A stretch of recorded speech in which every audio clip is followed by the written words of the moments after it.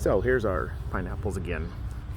And again, look how big the little pup is starting to grow in there.